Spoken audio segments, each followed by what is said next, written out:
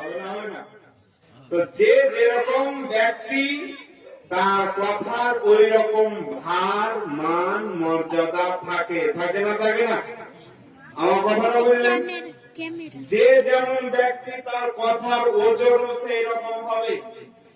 কালামুল মালিক মানে বাদশার কথা, মালিকুল কালাম কথার বাদশা হবে। তাহলে আপনারা কথাটা খেয়াল করুন, আল্লাহ সুবহানাহু ওয়া তাআলা আমাদেরকে যে শিক্ষাটা দিয়েছেন, হাল ইয়াস্তাবিল্লাযিনা ইয়ালামুনা ওয়াল্লাযিনা লা ইয়ালামুন, এরা কি সমান হতে পারে? এরা কি বরাবর হতে পারে? যারা জানে আর যারা না জানে, বলুন। আপনারা শিখতে এসেছেন, এখান থেকে কিছু শিক্ষা নিয়ে যেতে হবে, আর বাড়িতে ঘুমার আগেও কিন্তু এটা রাখতে হবে, শিক্ষাটা যেন আপনার কাছে থাকে। আর যখন ঘুম থেকে সকালে উঠবেন তখন মনে করতে হবে কি কি বলেছেন মুফতি সাহেব, যা যা বলেছেন ওগুলি একটু খেয়াল রাখতে হবে আর ওটার উপর আমল করতে হবে, তাই কিনা বলুন? আর এখানে বলছে আর এখানে বললো, আপনি শুনলেন আর ছেড়ে দিলেন, এখানে এক কান দিয়া প্রবেশ করছে আর এক কান দিয়া প্রস্থান করছে, তাইলে কিন্তু হবে না। হবে? ব্রাদার, আমি আপনাদের নিকটে অনেক দিন বক্তব্য রেখেছি, প্রায় 12 বছর থেকে বক্তব্য রাখি। আপনাদের এখানে বক্তব্য রাখার জন্য কত রকম কথা কৈফিয়ত দিতে হয়, কিন্তু তবুও কারণ হচ্ছে আমাদের উপর কোন দায়িত্ব নাই, শুধু পৌঁছে দেওয়ার দায়িত্ব। বলুন, কিসের দায়িত্ব? পৌঁছে দেওয়ার দায়িত্ব। এই দায়িত্বটা আছে, তার জন্য আপনাদের সামনে, সমাজের সামনে কোরআন এবং হাদিস তুলে ধরার চেষ্টা করি, আপনাদেরকে বোঝানোর চেষ্টা করি। কিন্তু এই কথাটা আপনারা খেয়াল রাখবেন, আমি যদি না বলি, আমার যেটা জানা আছে সেটা যদি না বলি, তাহলে এটার হিসাব আমাকে দিতে হবে, হবে না? হবে না? আর আমি বলে দিয়েছি মানে আমার কিতমানে ইলম হয়নি, ইলম ছুপানো হয়নি, আমি ইলমকে পরিষ্কার করে দিয়েছি, বুঝিয়ে দিয়েছি, বলেছি। বলার পর কেউ শুনলো না, সেটা তার অসুখ, ক্যান্সার অসুখ আছে, সেটা তার ব্যাপার। কিন্তু আমি যদি না বলি, তাহলে কি হবে? আমাকে কৈফিয়ত দিতে হবে। কিতমানে ইলম এটা হচ্ছে জ্ঞানকে ছুপানোর কথা। তাই ব্রাদার, আজকে আমার তো বক্তব্য হামেশাই শুনেন, আমি প্রথমেই একটা কথা বলেছি আপনাদের নিকটে, কালামুল মালিক বাদশার কথা, মালিকুল কালাম কথার বাদশা হবে। ফকিরের কথা ফকিরানি হবে, আর বাদশার কথা বাদশাহী কথা হবে। হবে না? হবে না?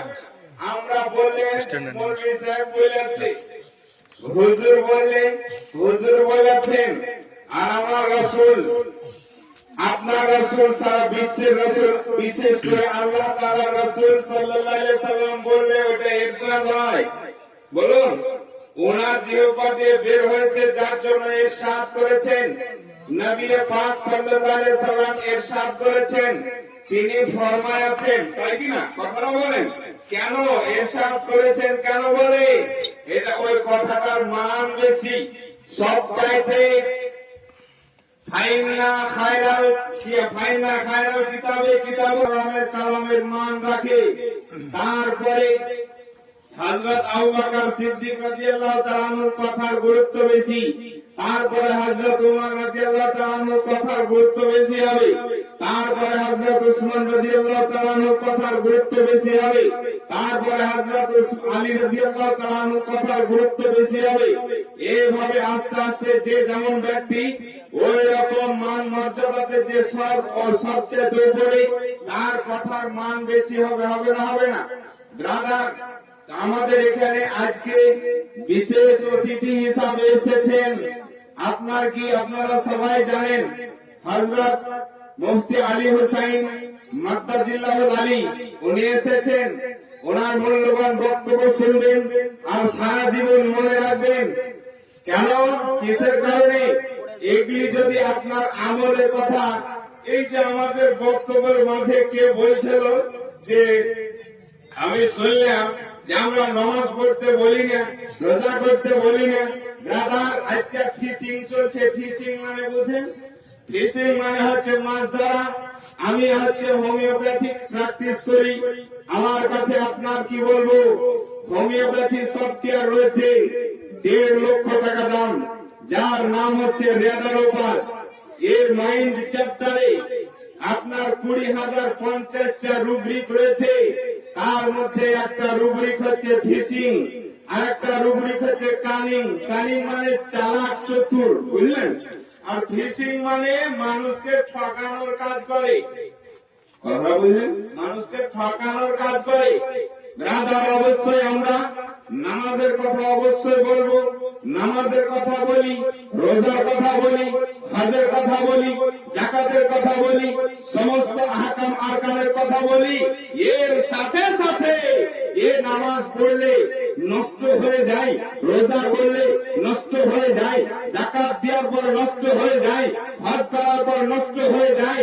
এগুলি যাতে আপনাদের নষ্ট না হয়, এগুলি বাঁচিয়ে জানে থাকে, এগুলি যেন আপনার আমল নামাতে ঠিকঠাক থাকে, তার জন্য একটা আহলুস সুন্নাত ওয়াল জামাতের আলেম ওলামারা এর জন্য একটা ব্যবস্থা করে দেয়। আপনাদের মনে এটা এই প্রশ্ন উদয় হতে পারে যে নামাজ কোনদিন নষ্ট হয়েছে নাকি, রোজা কোনদিন নষ্ট হয়েছে নাকি, হজ কোনদিন নষ্ট হয় নাকি, এরকম মনে প্রশ্ন জাগতেই পারে, পারে না? পারে না? আপনাদের মনে জাগছে না? জাগছে না? জাগছে না? ব্রাদার, অবশ্যই জাগছে। কিন্তু ব্রাদার, হ্যাঁ, নামাজ নষ্ট হয়েছে, রোজা নষ্ট হয়েছে, হজ নষ্ট হয়েছে, তাসবিহ তাহলিল নষ্ট হয়েছে। তো কার? আদম আলাইহিস সালামের সামনে যে দাঁড়িয়েছিল তার নাকি? যে মাথা ঝুঁকায়নি, যে আদমকে মানেনি, তার কি কথা ছিল? বললে আল্লাহকে মানা যায়, उसके सिवा किसी को ना माना जाए। আল্লাহ को माना जाए, उसके सिवा किसी को ना माना जाए। এই কথাটাই বলেছিল ইবলিস। আল্লাহকে মানতে হবে, আল্লাহ ছাড়া কাউকে মানা যাবে না। এই কত বড় তাওহীদ করেছিল। এইরকম শয়তানি কথা আমাদের এলাকাতেও আছে না নাই? আছে না নাই বলুন? আল্লাহ को माना जाए, उसके सिवा किसी को ना माना जाए। তাকবিয়াতুল ঈমানের কিতাবে লিখে দিয়েছে, হ্যাঁ, আল্লাহ को माना जाए, किसी का उसके सिवा किसी को ना माना जाए। এই কথাটা শয়তানি কথা, ইসলামের নাম দিয়ে লিখেছে। আপনাদেরকে একটা মজার মতো কাহিনী যদি বলি, আজকে কিছুদিন আগে আপনার কি বলছে, কি একটা আজহারি আছে, নাম আর বলছি না, ওই আজহারি বলেছে নবী কাউবয়। কাউবয় মানে হচ্ছে গরুর রাখাল। নবী পাক সাল্লাল্লাহু আলাইহি সাল্লামকে রাখাল বলেছে। বলুন, এই কথাটা যদি তাসলিমা নাসরিন বলতো, তাসলিমা নাসরিন একটা কথা বলেছে, আপনারা চিনতে পেরেছেন, সারা বিশ্বের মুসলমান চিনে নিয়েছে যে তাসলিমা নাসরিন একটা নবীর দুশমন। তাসলিমা নাসরিন নবীর বদনাম করেছে। তাসলিমা নাসরিনকে হত্যা করে দাও, সেই বাংলাদেশে এই ফতোয়া চালু করে এর হত্যা ঘোষণা করেছে। সেই তাসলিমা নাসরিন জান বাঁচানোর তাগিদে ভারতে স্থান পেয়েছে নাকি? বলেন, ভারতে স্থান পেয়েছে। সালমান রুশদি নবীকে গালি দিয়েছে, যার জন্য গোটা বিশ্বের মুসলমান তাকে চিনে নিয়েছে যে এটা নবীর দুশমন, নবীর বদনাম করেছে, নবীর তাওহীন করেছে। কিন্তু এই যে মানুষটা, এই যে মোল্লা কি করেছে? নবীকে কাউবাই বললো। বলুন, বলেছে না? বলেন, নবীকে গরুর রাখাল বলেছেন। এই কথাটা বলাতে বিশ্বের কোন মানুষ চিনতে পারছে না, এটা বুঝতে পারছে না, এটা নবীর দুশমনি করছে, নবীর বদনাম করছে, নবীর ভালো আলোচনা করছে না, নবীর খারাপ আলোচনা করছে। এই কথাটা কেউ বুঝতে পারছে না। কেন? কিসের কারণে? একটা মজার মতন হাদিস বলি। হাদিসে আছে, আল্লাহর নবী সাল্লাল্লাহু আলাইহি ওয়াসাল্লাম বলেছেন, ফি আখিরিজ জামানে দাজ্জালুনা কাযাবুনা ইয়াতুনাকুম মিনাল আহাদিসি বিমা লাম তাসমাউ আনতুম ওয়া আবাউকুম ফাইয়াকুম ওয়া ইয়াহুম লা ইউদিল্লুনাকুম ওয়া লা ইফতিনুনাকুম। আখিরি জামানায় কিছু দাজ্জাল কাজ্জাব তৈরি হবে, তারা এমন এমন তোমাদের নিকটে কথা উপস্থাপন করবে যা না তোমরা শুনেছো না তোমাদের বাপ-দাদা শুনেছে। এরকম ব্যক্তি যদি পেয়ে যাও তাহলে তোমরা তাদের কাছ থেকে দূরে থাকবে এবং তাদেরকেও তোমাদের থেকে দূরে রাখবে। বলুন কেন? কিসের কারণে? যাতে তোমাদেরকে পথ হারা না করে দেয়, যাতে তোমাদেরকে পথ ভ্রষ্ট না করে দেয়। কেন? আজকে বলুন, সালমান আজহারি একটা হিন্দুর সাথে মানে তর্ক করেছে, চ্যালেঞ্জ করেছিল, তুমিও আগুনে লাফ দিবে, আমিও আগুনে যাব, তুমিও যাও আমিও যাব। ওই হিন্দুটাকে চিনে নিয়েছে যে নবীর দুশমন। চিনেছে না চিনেনি? নবীর দুশমন। একটা বিধর্মীতে এইরকম ভাষা নবীকে রাখার একটা বলো, সবাই চিনে নিবে। কিন্তু মৌলবীর লেবাস, পায়গাম্বারের লেবাস, পায়গাম্বারের স্টেজে বসে নবীর বদনাম করছে, আর মুসলমান ভাবছে মনে হয় হাদিস থেকেই বলছে নাকি। বলো, মনে করছে হাদিস থেকেই বলছে, মনে করছে ঠিকঠাকই বলছে। মানে কি? মানুষ মনে করছে এই কথাটা ঠিকই বলছে, কিন্তু এই কথাটা অন্য মুখ দিয়ে যদি বের হতো তাহলে কোনদিন কি অ্যাকসেপ্ট করতো? বলুন, করতো? আমাদের নবীকে অন্য কেউ রাখাল বলবে আর মেনে নেবে? বলুন, কে মানবে? আপনার কোরআন মাজিদে ঘোষণা আছে, আল্লাহ তাআলা বলেছেন ইউআল্লিমুহুমুল কিতাব ওয়াল হিকমা, যিনি কিতাব এবং হিকমত শিক্ষা দেওয়ার জন্য তিনাকে প্রেরণ করেছেন, পাঠিয়েছেন। তিনাকে সারা বিশ্বের জন্য শিক্ষক করে পাঠিয়েছেন।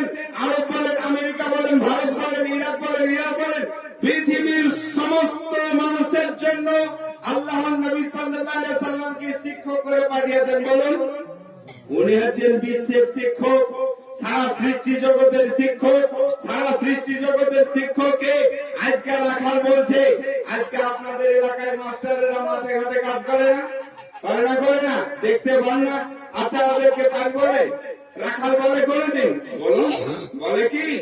বলে এটা নরমাল মাস্টার, এ একবারে নিম্নমানের মাস্টার।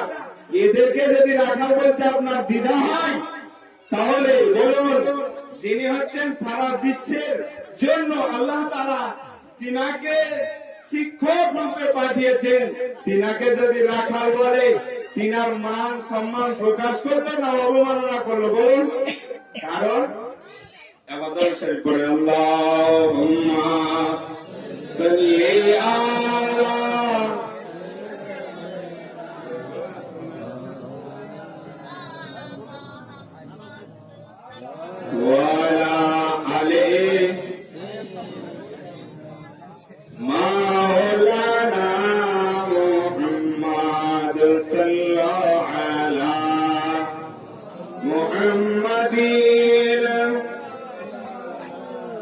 मोहम्मद हरदम ज़ुबान से निकालो पाक नामे मोहम्मद हरदम ज़ुबान से निकालो मोहम्मद हरदम ज़ुबान से निकालो शफीआना সাল্লাল্লাহু তাআলা আলাইহি ওয়াসাল্লাম। ব্রাদার, আমার কথা কি বুঝতে পারছেন? এই কথাটা অন্য কেউ বললে অ্যাকসেপ্ট করত। আমি এই কথাটা শোনার পরে একটা ছেলের সাথে আমার আলোচনা হলো। আমি বললাম, জানো আর জানো আমাদের সমাজ কোথায়? আমি দাঁড়িয়ে বলছি, আমার একটু অসুবিধা হচ্ছে। ব্রাদার, আমি এই একটা ছেলেকে বললাম যে আমাদের সমাজ এখন কোথায় যাচ্ছে। শুনেন, মন দিয়ে শুনেন।